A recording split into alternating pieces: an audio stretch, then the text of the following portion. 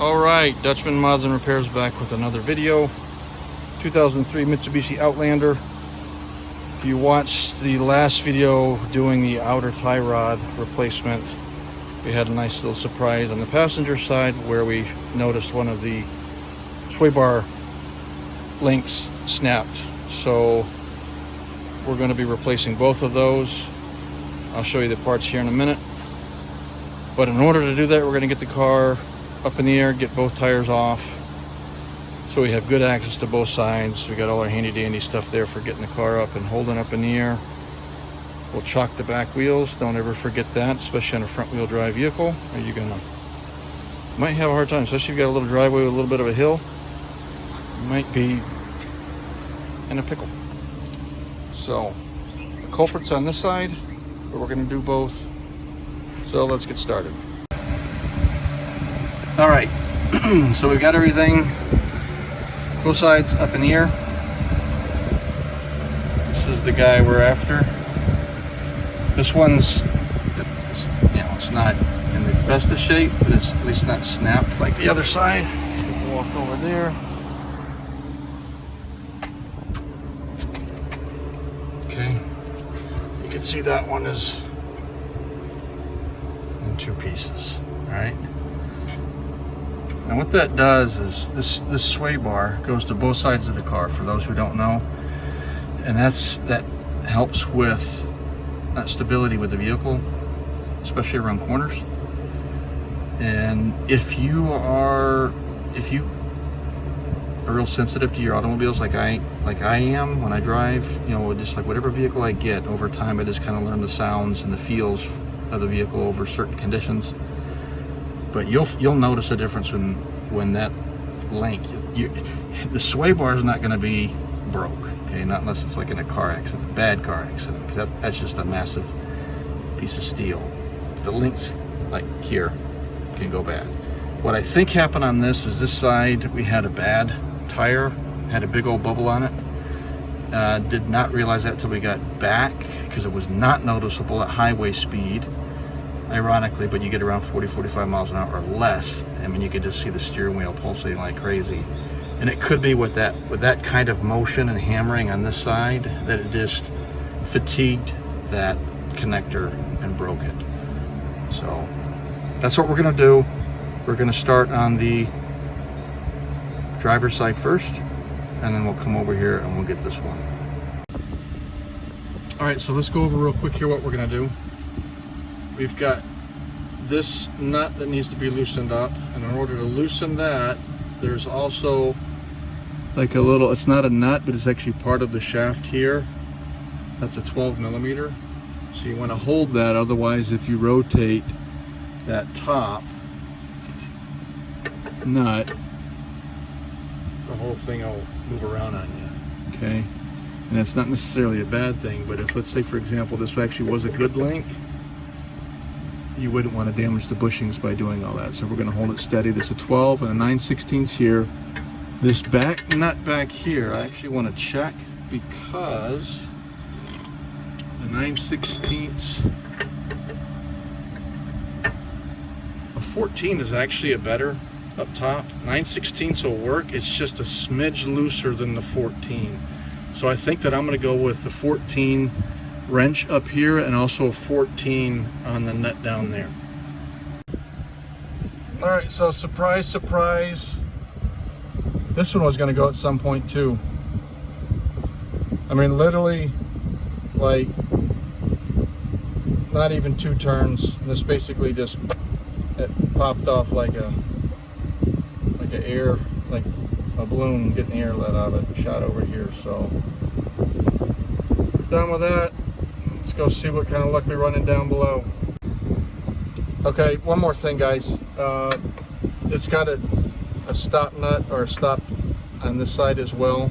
Otherwise, when you turn from over here, the whole shaft is just gonna turn internally. So 9/16 or 14, either way, the 9/16 should do fine holding this.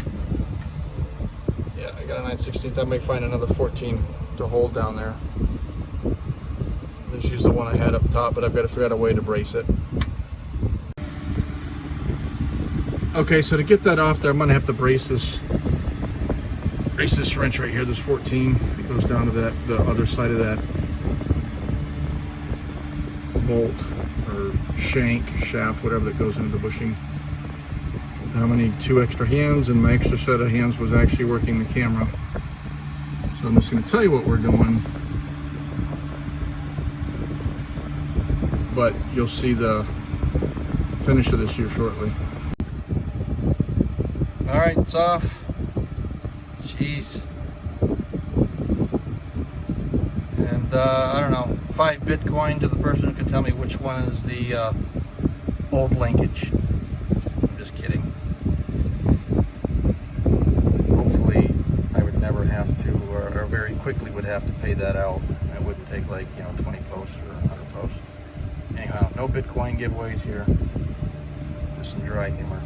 So we're gonna put the new one in. Back in there. Hopefully that goes a whole lot easier than that was. It really wasn't too bad, but it was. I needed, leverage, helping to get them out, because it's, I believe, this one's not Nylock. Golly, was it in there? It's one of those, I don't know what those are called. Maybe someone could comment down below. They're different kind of nuts that I've seen before. They're not solid. They kind of have that almost a floaty inside. And I don't know if that actually flexes somehow. It simulates a Nylock, but from a metallic standpoint, I don't know. When you see those though, they are harder. They just don't, once you crack them loose, they don't just spin off. They fight you to the end just like the Nylocks do. So, let's get it on. Alright, let's get this apart. Make sure we got all of our parts in the right orientation.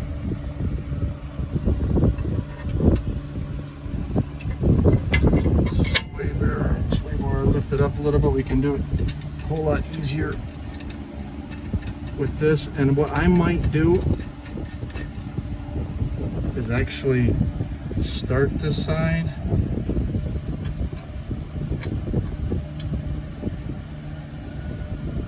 Just barely. I think that's what I'm going to do, so that I have a little bit of movement with that sway bar when I go on the other side to put the new one, at least to get it oriented correctly. I'm just going to get this one started, and then go over to the other side, get the other one started, and then I'll start doing all the tightening down. Alright, so we got the side off. Remember, I left the other side loose for that reason right there. You see that? If I had tightened that down, I don't know, maybe that wouldn't have been enough to get in there, but, and that actually didn't matter anyways, because I've got a whole nother. Let's see, hold on. Make sure I got my head screwed on. There we go.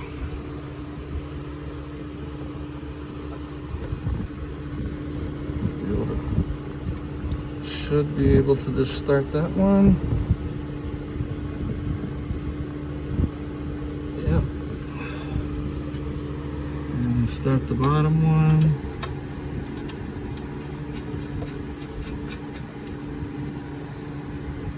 Okay.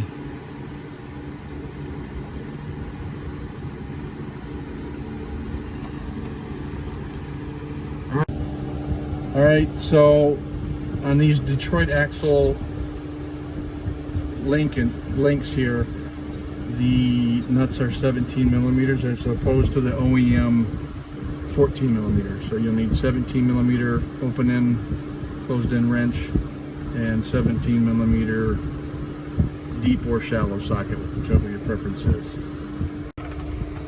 All right, so I was able to get the bottom Nylock nut by hand with the extension all the way over, and I'm just going to snug it up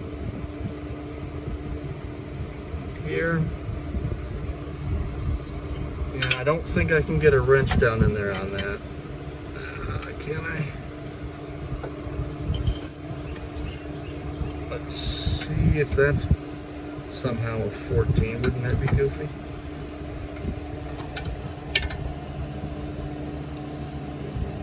I don't want to damage that boot down there.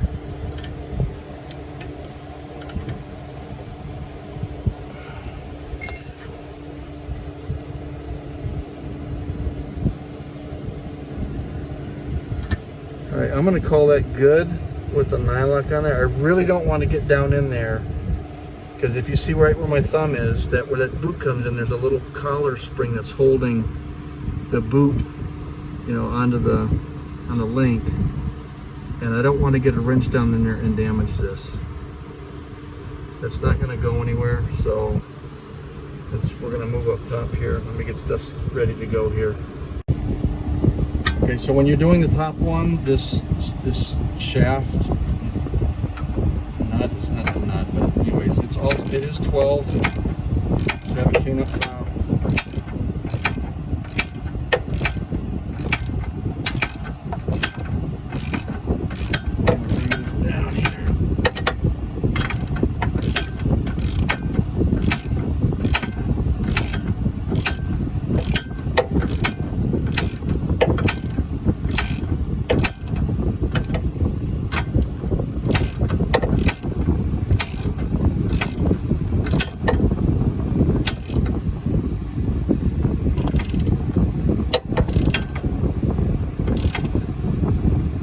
I'm just going to get that to that point right there, and then I'm going to go check if there's any torque specs for this, or if there's some kind of a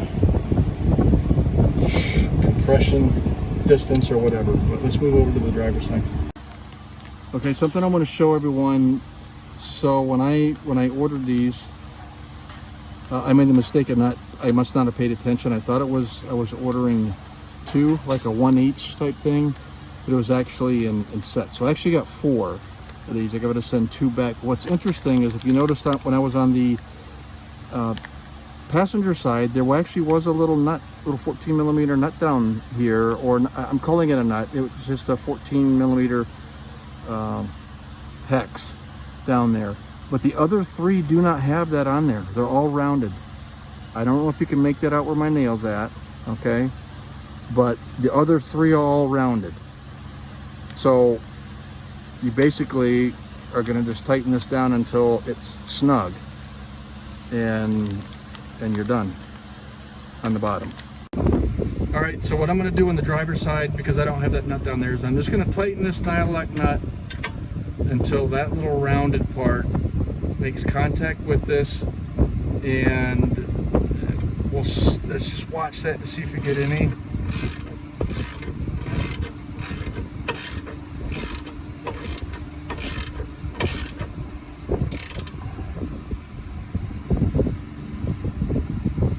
Actually like that, because it's not,